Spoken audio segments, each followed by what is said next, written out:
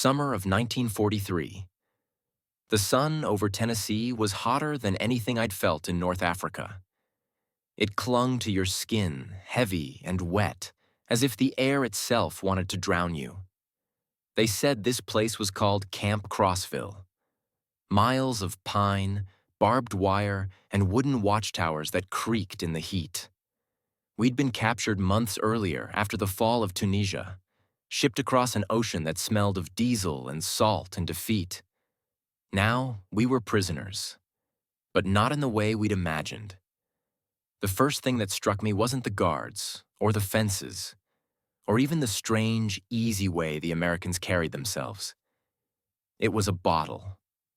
Brown glass, cold, sweating in the sunlight, fizzing quietly like it was alive. A guard handed it to me through the wire. A simple gesture, maybe a joke. He said something I didn't quite catch, laughed, and walked away. The label read, Coca-Cola. I had never seen those words before. We'd heard stories, of course. American decadence, capitalist indulgence, the nation of weak men drunk on sugar and machines. We'd been told they were soft, spoiled, incapable of hardship. But as I turned that bottle in my hands, the sun catching the red script on the glass, I realized how little we really knew. The cap hissed when I twisted it, a sharp metallic sigh. And then the fizz, the sound that would stay with me the rest of my life. The taste was impossible. Sweetness like nothing I'd ever known, bubbles stinging my tongue, the cold sliding down my throat like a promise. I remember closing my eyes, thinking, so this is what victory tastes like. It cost 5 cents, the guard told me. The same price American children paid with their allowance. That number hit harder than any propaganda. 5 cents for a dream in a bottle. A luxury in a world where our families at home were boiling turnips and scraping mold from bread. Over the next weeks, that taste began to haunt me. We'd line up for meals in the mess hall. Eggs, bacon, hot coffee with sugar, things I hadn't seen since before the war. And I'd watch the guards drink Coca-Cola like water. Some of them didn't even finish the bottle. They'd leave it half full on a table, forgotten. The casual waste of it all felt almost obscene. Not cruel, just indifferent. Abundance didn't need to boast. It simply existed. I used to think ideology was built on ideas, on speeches, on discipline, on the will of men. But that summer I learned it could crumble over something as small as a bottle of soda. Every bubble that rose to the surface carried a message stronger than any pamphlet. You were wrong about us. When we'd been captured in Tunisia, our officers warned us, do not trust the Americans. They will starve you, humiliate you, treat you like animals. But on the ship that carried us across the Atlantic, a Liberty ship, gray and massive, we were fed better than we'd ever been in the Afrika Korps. 3 meals a day, meat, fresh bread, vegetables, even ice cream. Yes, ice cream. In the middle of the ocean. The sailors said it was the 4th of July. They made it for themselves, then offered it to us too. 10 gallons, one of them said, using a machine that churned cream and sugar into something frozen and unreal. I held my tin bowl, watching the pale white scoop melt under the sun. The first bite was so cold it hurt my teeth. Then it was gone, replaced by a rush of sweetness so pure it almost brought tears. I had forgotten that food could make you feel joy. We crossed the Atlantic in 10 days. Each evening, I'd walk to the railing and watch the waves roll beneath the hull. The smell of diesel and salt mixed with the faint scent of vanilla from the ship's galley.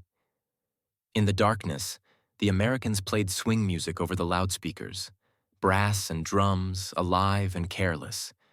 They laughed easily, spoke loudly, never seemed afraid. To us, it was bewildering.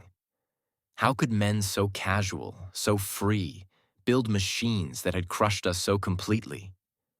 When we reached Norfolk, the docks looked like something from another world.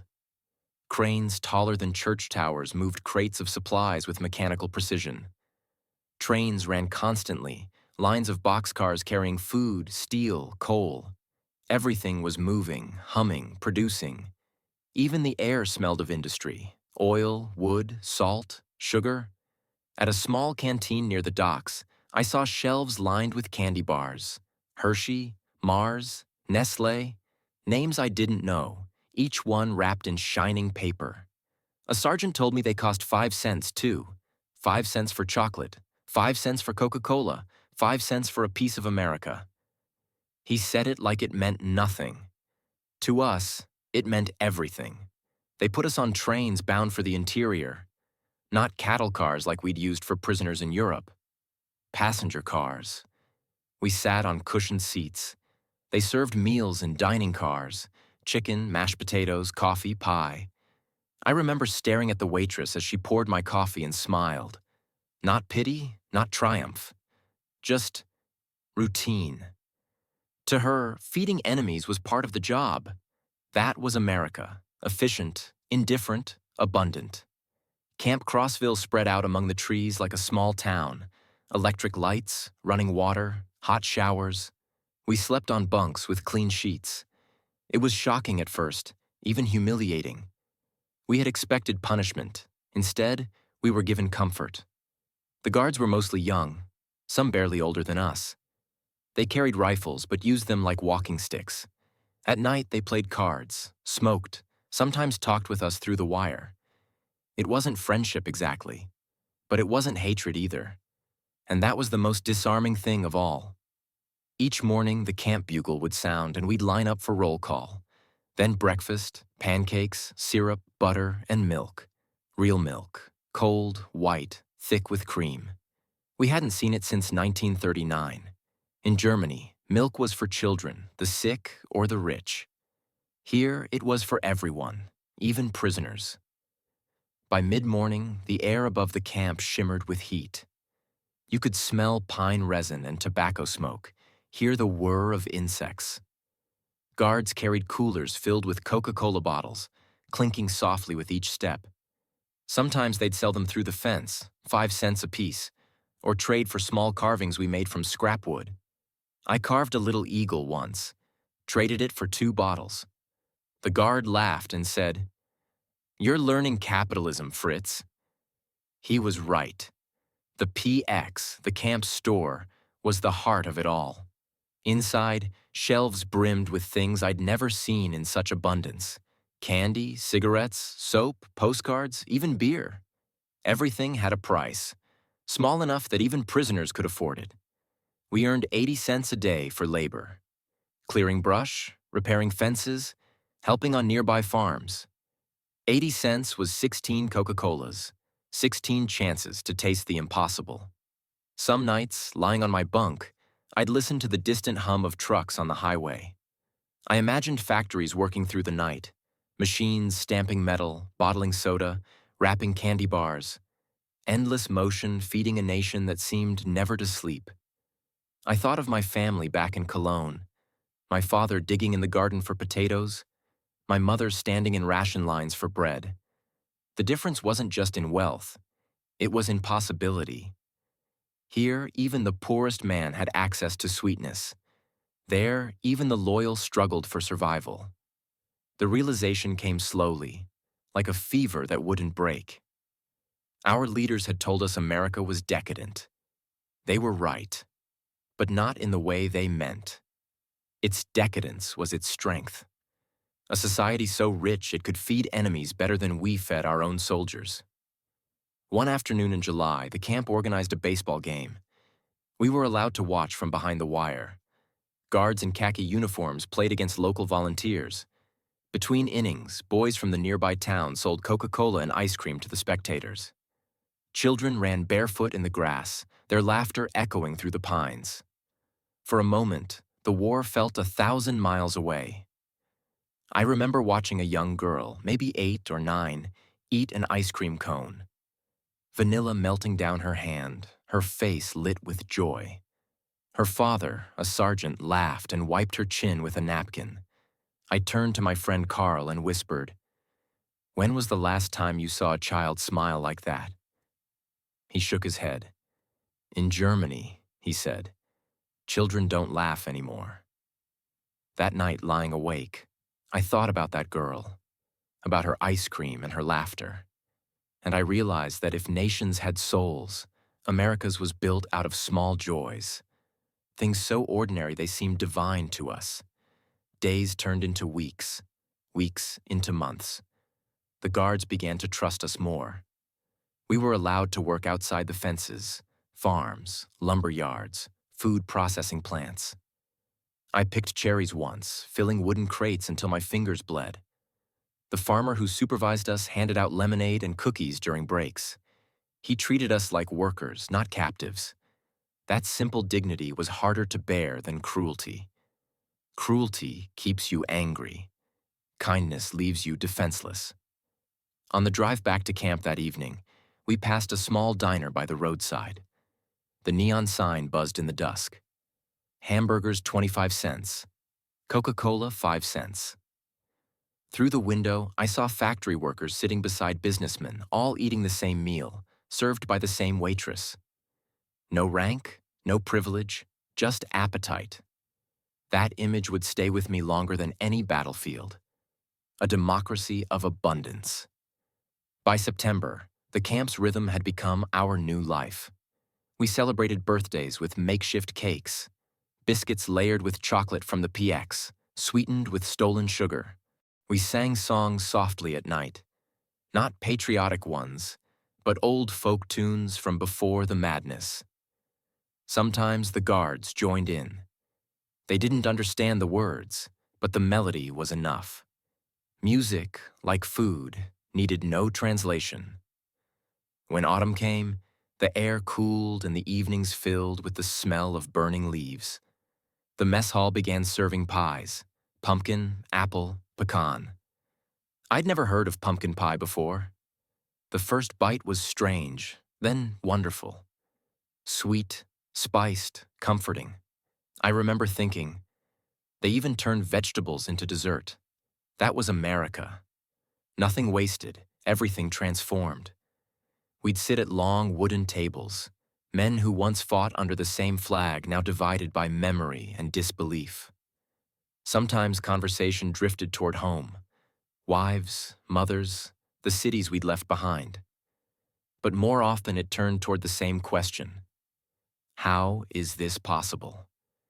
How could a country so young, so far from the old world's traditions, produce such endless comfort? We had been taught that discipline and sacrifice forged greatness. Yet here we were, living proof that pleasure and generosity could build an empire even stronger. I began keeping a small notebook. Observations, ration numbers, calorie counts, production details. Old habits die hard. We were soldiers, trained to measure everything. But the more I wrote, the more I realized the numbers didn't matter. It wasn't the quantity that amazed me. It was the attitude. Abundance wasn't guarded here. It was shared. That was the real difference. One evening, I watched an American officer inspect the camp kitchen. A cook was dumping out a barrel of sugar that had hardened in the humidity. Hundreds of pounds. Ruined. The officer shrugged and said, "Order more." The German cook standing nearby stared, speechless. In our army, men were court-martialed for wasting a crust of bread. Here, sugar was expendable. The message was clear. They had more. Always more. The first snow came in December, soft, silent, covering the camp in white. That morning, we found stockings hung in the mess hall. Inside each one, candy, cigarettes, a postcard signed Merry Christmas from the people of Crossville. Local church groups had sent them, they said, gifts for the enemy. We sat in stunned silence. Some of the men cried, not because of the gifts themselves, but because of what they meant. In Germany, hatred was sacred. Here, kindness was policy. I bit into a peppermint candy, its cool sweetness cutting through the cold. And I thought, this is how they win. Not with bombs or bullets, but with small acts that make you question everything you've been taught. By the end of that first winter, I weighed 15 pounds more than when I'd arrived. My cheeks were full, my uniform tight. The camp doctor smiled as he took my pulse. "Healthier than most of our boys," he said. He wasn't joking. Every night before lights out, I'd hear the faint clinking of bottles, men saving empty Coca-Colas like trophies. Some carved the glass into makeshift cups, others kept them whole, tokens of an awakening none of us could name yet. We didn't know it then, but those bottles would follow us home, across the ocean, into the ruins of our country. They'd become relics of another world, one where even prisoners could taste freedom. And somewhere deep down, I think we all understood. The war, for us, had already ended. Not on the battlefield, but here, in a camp where sweetness replaced ideology, where a cold drink on a hot day taught us that strength could be kind. That was the beginning, the first crack in the wall of everything we'd believed, the first taste of the impossible. Spring 1944. The war still raged across the oceans, but in Camp Crossville, time had become something softer. Not days counted in fear or hunger, but in meals, smells, and small astonishments. By then, we were nearly a year into captivity. The shock of defeat had dulled, replaced by a quieter disbelief. Not at our capture, but at the strange kindness of it. You expect chains when you lose a war. We were given pancakes. That spring, the mess hall smelled like sugar. The cooks, both American and German prisoners assigned to kitchen duty, started baking more often. Cakes, cookies, pies. Flour came in white sacks stamped USARMY, PROPERTY. Sugar came by the 100-pound bag. Sometimes, when the humidity rose and the sugar hardened into solid blocks, the Americans threw it away, just dumped it, ordered more. To them, waste was a nuisance. To us, it was blasphemy. I remember Carl, my friend from the Afrika Korps, staring at a trash bin full of clumped sugar, his jaw tight, his hands trembling. He whispered, "Do you know how long it would take my mother to earn that much?" I didn't answer, because the truth was unbearable. Each morning began with the same ritual: the whistle at dawn, roll call, and the sound of coffee percolating somewhere near the kitchen. Coffee with sugar and milk, both unlimited. The Americans treated sweetness like a right. In Germany, it had been rationed since 1939, 280 grams a month if you were lucky. Here, the sugar bowl sat in the middle of every table, refilled endlessly. You could spoon it into your coffee until it turned syrupy. No one cared. It wasn't the food itself that changed us. It was the casualness of it. Abundance so normal that no one noticed it existed. The guards didn't gloat, didn't point at their full plates or our empty hands. They just ate. They lived inside wealth like fish inside water, unaware that they were swimming in it. By April, we'd grown used to the rhythm of deliveries. Every Friday, trucks arrived loaded with crates, Coca-Cola bottles, candy bars, fresh produce. Men from the Quartermaster Corps carried them in, their sleeves rolled up, cigarettes in their mouths, laughing about baseball scores.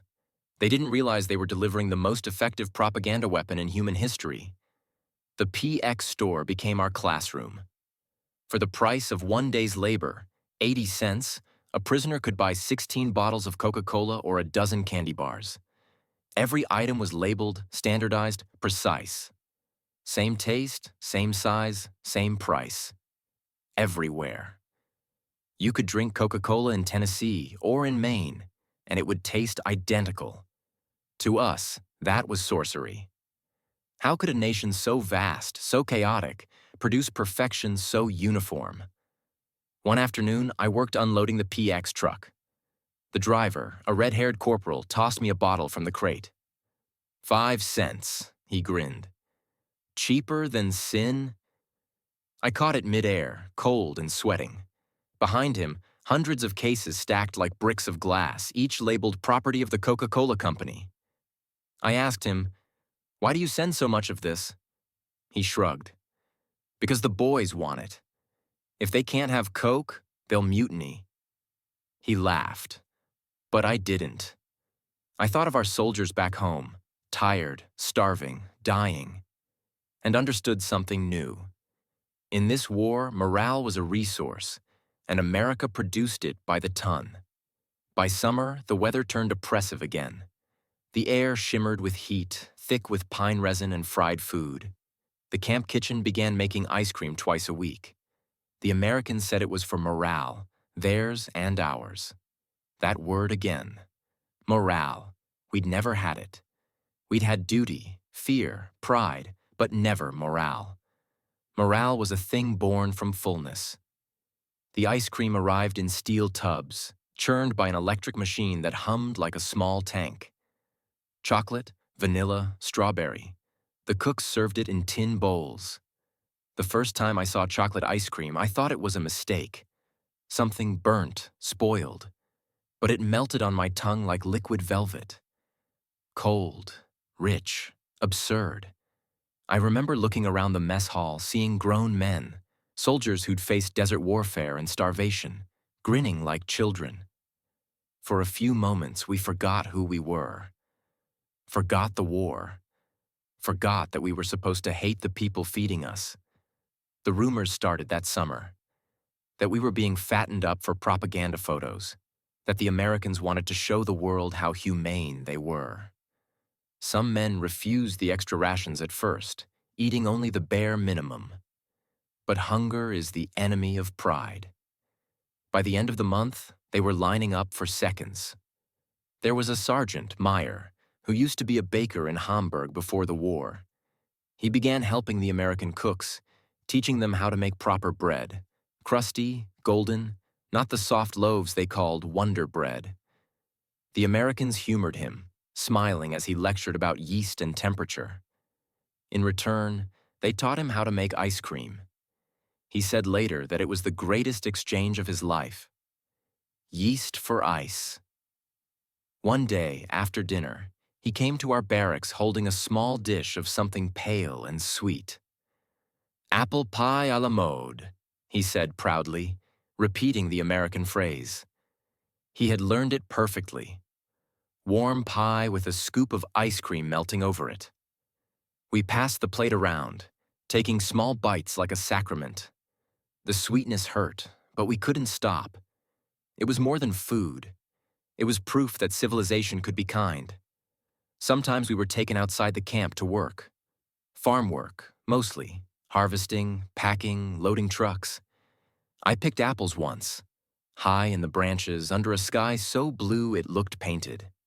The farmer who owned the orchard paid us in wages and lemonade.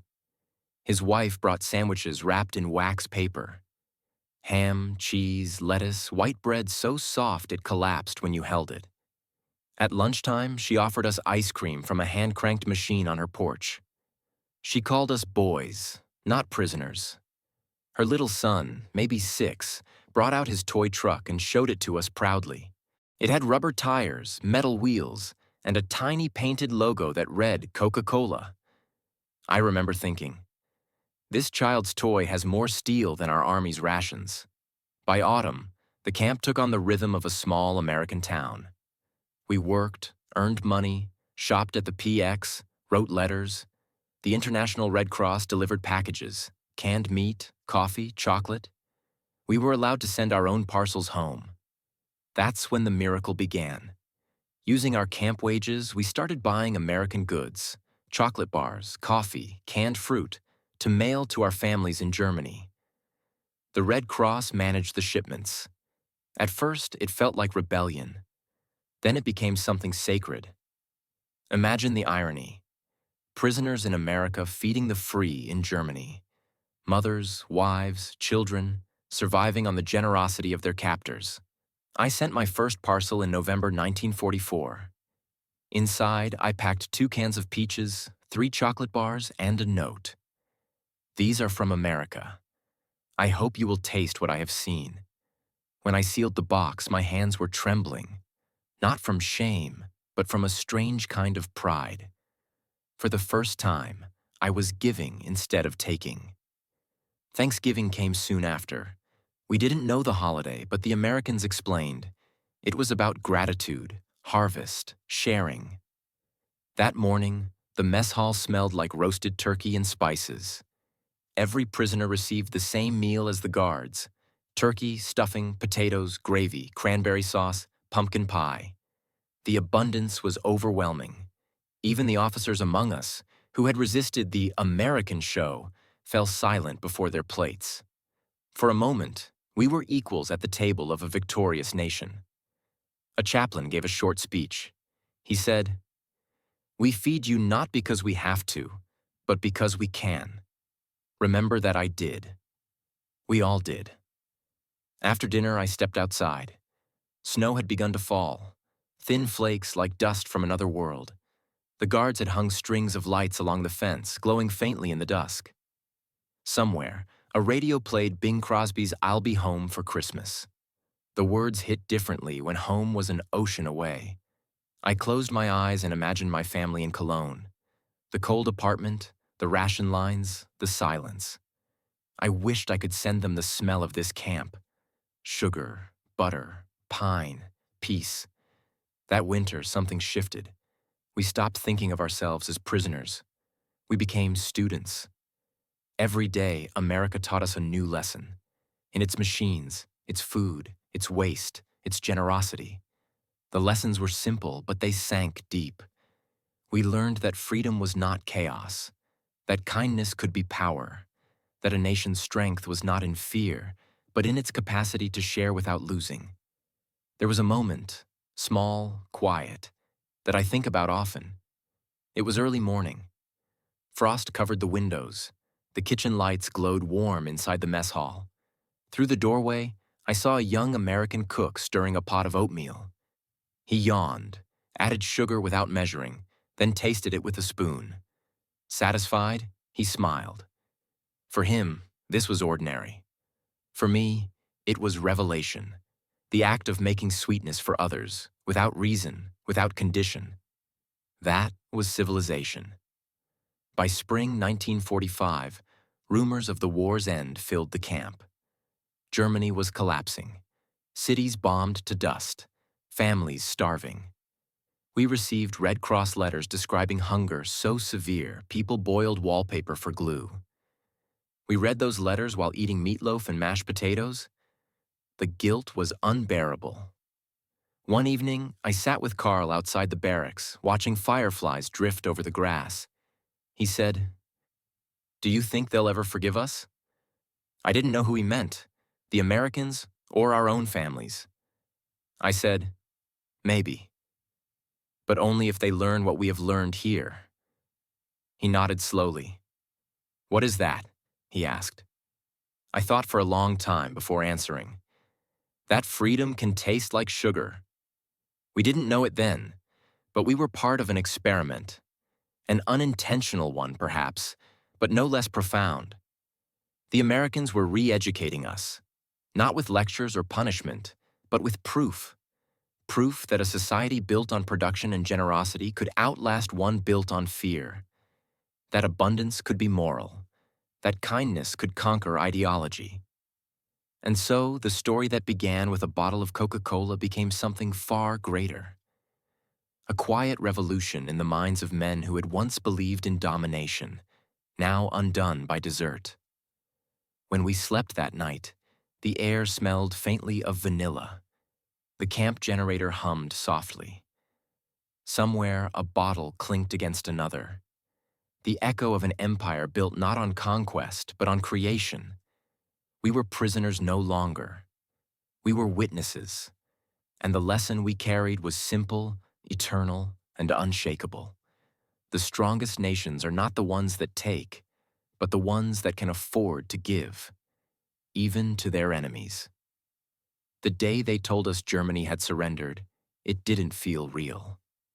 No gunfire, no banners, no cheers, just a notice on the camp bulletin board.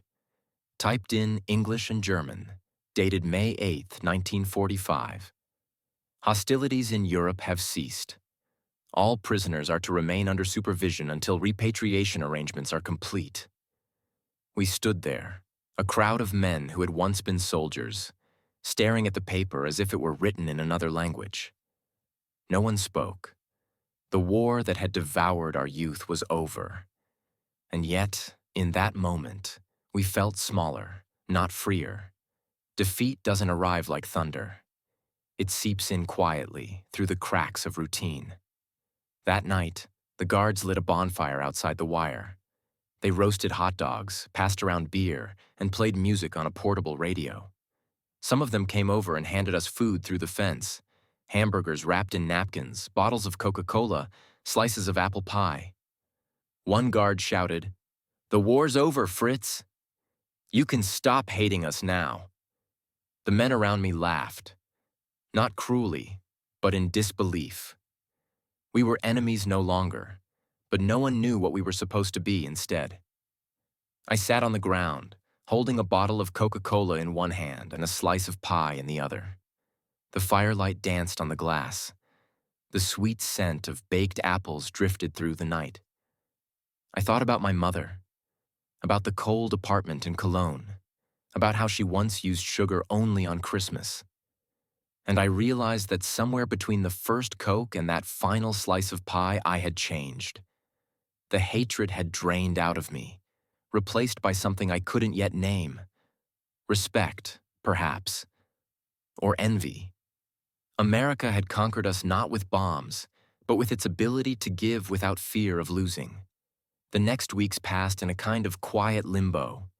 We still worked, still earned wages, but everything felt lighter, as if gravity itself had loosened. The guards began removing the barbed wire from some sections of the fence. We were allowed to walk outside the camp perimeter, escorted to nearby towns. That first walk beyond the wire remains etched in my memory. The road curved through open fields bright with wildflowers. We passed American houses with porches, clotheslines, barking dogs. Children waved at us, real waves, not mockery. One boy ran alongside, holding a melting ice cream cone. He stopped, looked at me, and without hesitation held it out. "For you, mister," he said. His mother called from the porch, "Don't bother the men."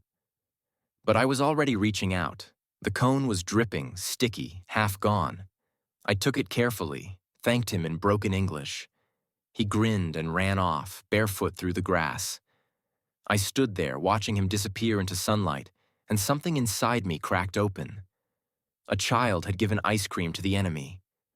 No speech, no flag, no sermon could have done more to unmake the world I'd been raised in. We'd been told Americans were shallow, weak, decadent. But in that gesture, I saw more strength than in all the parades Berlin had ever held. Strength wasn't discipline or cruelty.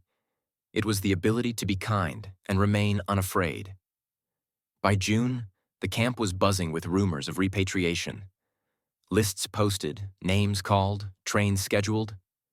But I wasn't ready to leave. Strange, isn't it? A year earlier, I would have given anything for freedom.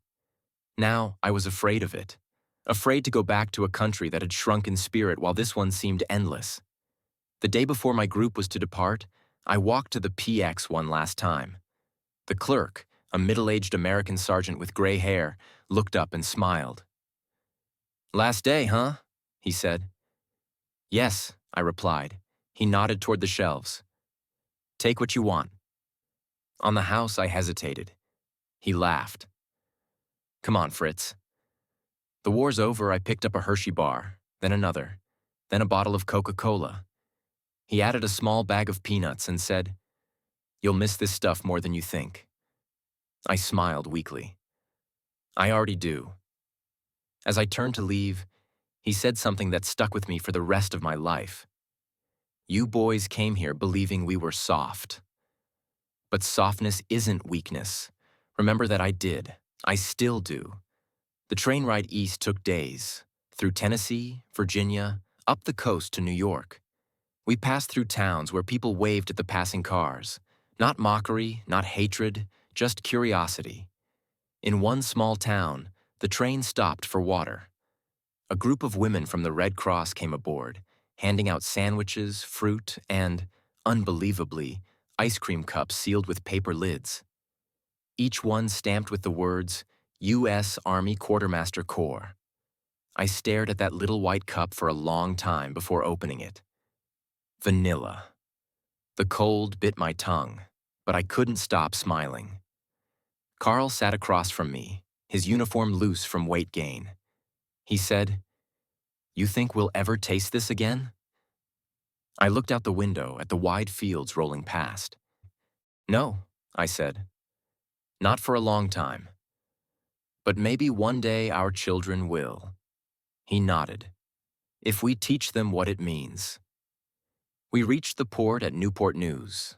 The harbor was filled with ships, troop transports, freighters, liberty ships, endless steel under a gray sky. As we boarded, I caught one last glimpse of America. On the dock, a Coca-Cola truck was unloading crates, the red logo shining even in the mist. Workers laughed, tossing bottles back and forth like children. That image, laughter, labor, abundance, burned itself into me. I carried it across the Atlantic. The voyage home was quieter than our first crossing. No swing music, no ice cream this time. Just the sound of the sea and the ghosts of everything we'd learned. I spent most days on deck, staring at the horizon, thinking about the difference between victory and virtue. Germany had worshipped control. America had mastered creation. One tried to conquer the world. The other built it anew every day.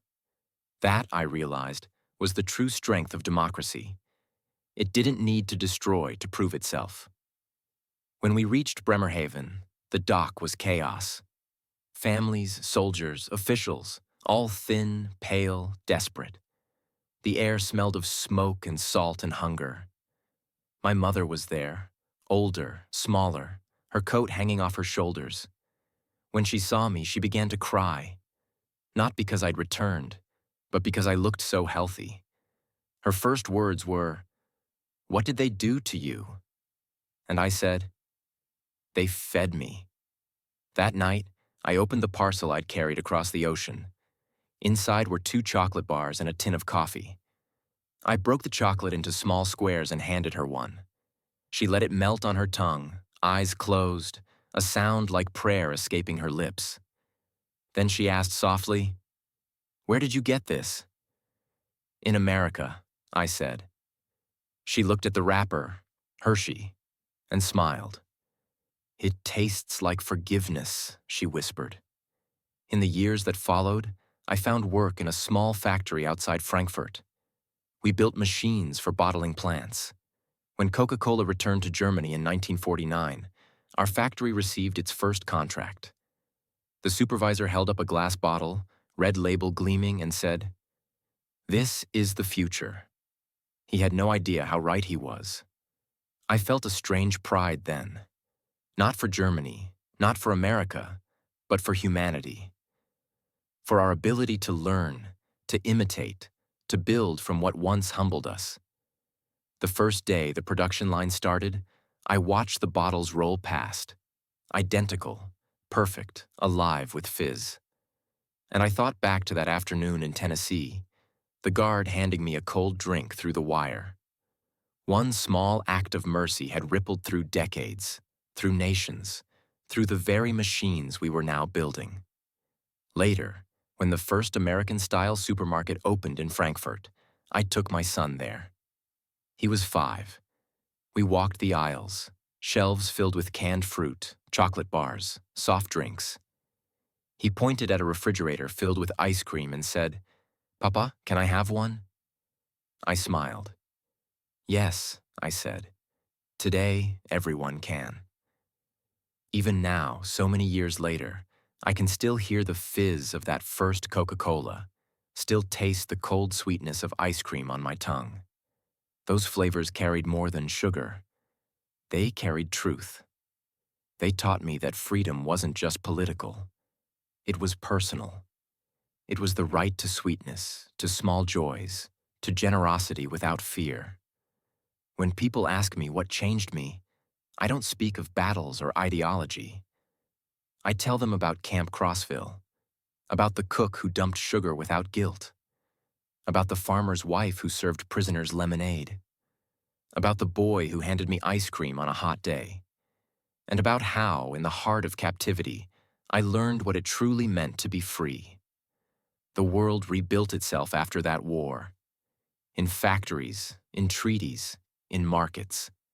But for men like me, the rebuilding had already begun, one bite, one sip at a time. Because the real victory wasn't written in history books. It was written in sweetness, in the taste of abundance that defeated hatred more completely than any army ever could. And sometimes, on quiet summer nights, when I pour a glass of cola and watch it fizz under the light, I still whisper to myself, "This is what freedom tastes like." Years after the war, when peace had stopped feeling like a rumor and started feeling like life again, I would sometimes wake up in the middle of the night and taste sugar on my tongue. Not real sugar, not anything I had eaten. Just memory. The fizz of Coca-Cola, the cold rush of ice cream, the sound of bottles clinking in the Tennessee sun. I used to think it was nostalgia, but it was more than that. It was proof that some experiences are too large to leave behind. I had survived captivity, but captivity had remade me. The Americans hadn't broken my body. They had unmade my certainty. Every meal, every flavor had chipped away at the stone walls inside my mind that no sermon or punishment could have cracked. And by the time I stepped off that Liberty ship in Bremerhaven, the man who had once believed in conquest and obedience had vanished. In the first years after my return, Germany was a gray land. The buildings were broken. The air smelled of ash. People spoke in whispers, ashamed of their own voices. Hunger was everywhere, but pride was the hardest hunger to kill. I remember walking through the ruins of Frankfurt with Karl, months before we found steady work. We saw children digging through rubble for nails, women trading cigarettes for potatoes. At a street corner, a man was selling single spoonfuls of sugar wrapped in paper. A luxury ration, he said. 1 spoonful, 1 mark. I bought it. I couldn't explain why. That night, I went home to my mother's tiny apartment where the windows were covered in cardboard. I boiled water, poured that single spoon of sugar into it, and handed it to her. "It's not much," I said. She smiled faintly. "It's everything," she whispered. I realized then how deep America's lesson had gone. The sweetness that had once humiliated me in captivity now felt sacred. It wasn't about indulgence. It was about abundance as dignity. About the idea that no one should live in permanent austerity. That generosity wasn't weakness, it was civilization. When the Marshall Plan began, I was one of the first to volunteer as a translator for the American advisors. Most of the men in my town hated the idea of accepting help from the same nation that had defeated us. But I didn't see humiliation in it. I saw opportunity. The Americans came not with whips or flags, but with blueprints. They talked of rebuilding, of production, of feeding before ruling. And when they unpacked boxes of food for demonstration, cans of fruit, powdered milk, and chocolate bars, I saw something flicker in the eyes of the men around me. The same disbelief I'd once felt in Camp Crossville. One of the advisors, a tall man named Lieutenant Adams, recognized my accent and asked, "You were a POW?"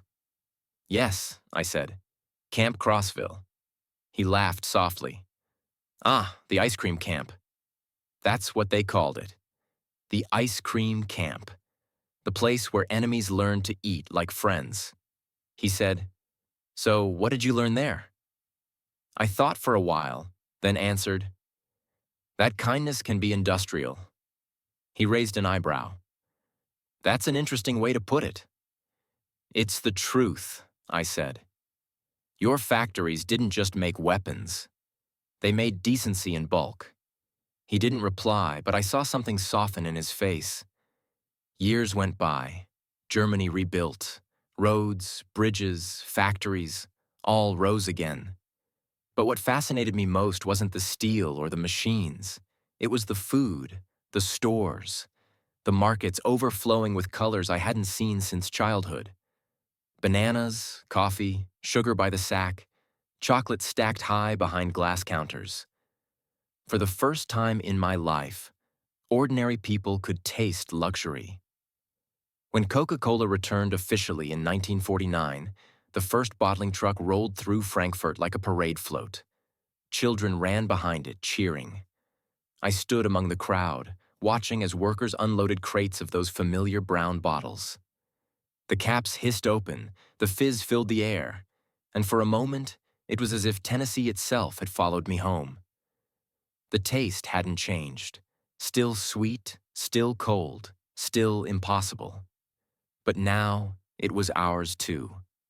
That was the miracle. What had once been a symbol of defeat had become a symbol of belonging.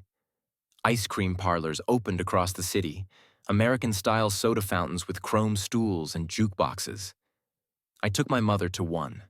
She wore her best dress, patched at the sleeves.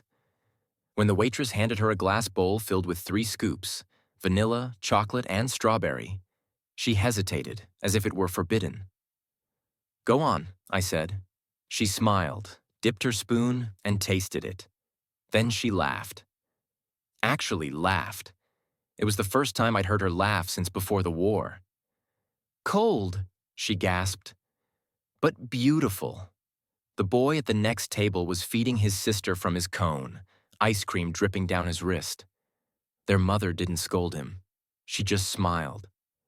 Watching them, I realized that Germany's true recovery wasn't in its factories or politics. It was in that simple moment. The sound of a mother's laugh over ice cream. By the mid-1950s, the phrase Wirtschaftswunder, the economic miracle, was everywhere. But for me, the miracle wasn't economic. It was psychological. I watched a generation that had once been taught to worship scarcity learn to embrace plenty. I saw men who had believed in conquest now compete to produce better washing machines, finer bread, faster trains. It was as if the abundance of America had infected us, spread like a benign virus, teaching us that comfort could be patriotic, that prosperity could be moral. Sometimes I'd tell younger workers at the factory about Camp Crossville. They'd laugh, thinking I was exaggerating. "Come on," one said. "Ice cream in a prison camp?" "Yes," I said. "And Coca-Cola, too." They'd shake their heads in disbelief. Why would they do that? And I'd smile. Because they could. In 1960, Coca-Cola built a massive new plant outside Hamburg. I was invited as a consultant since I'd worked in machinery. Walking through the factory floor, I heard the clinking of glass bottles on conveyor belts, the same sound that had once echoed through American ports. The manager told me they produced 2 million bottles a day. I thought of my first one, sweating in the Tennessee sun, passed through barbed wire by a guard who didn't even know he was changing my life. After the ceremony, they handed out bottles to the workers.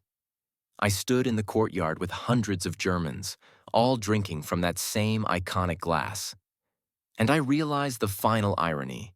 The beverage that had once symbolized our defeat had become the sound of our recovery. In 1975, a documentary crew came to interview former POWs. They asked me, "What was it like being captured?" I said, "Humbling." "What was the hardest part?" "Believing what I saw." They leaned forward. "And what did you see?" I thought for a long moment, then answered quietly. "I saw a nation so rich in spirit that it could feed its enemies ice cream." They laughed softly, thinking it poetic. But it wasn't poetry. It was fact. Now, in my old age, when I sit in my garden and the summer air feels thick with heat, I sometimes fill a glass with cola and ice, just to hear that hiss. My grandchildren call it Opa's American drink. They don't understand what it means to me, and I don't try to explain. Some lessons can't be taught. They have to be tasted. But sometimes, when they ask for stories, I tell them about the camp, about the guards, the baseball games, the day the boy gave me his ice cream. I tell them how we came as conquerors and left as witnesses. And when I finish, my granddaughter always asks, "So the Americans were good?" I think for a while before answering. They were human, I say, but they were rich enough to be kind. That's the rarest kind of strength there is. Years later, I returned to Tennessee with my son. The camp was gone, just a field now, with trees growing where the barracks once stood.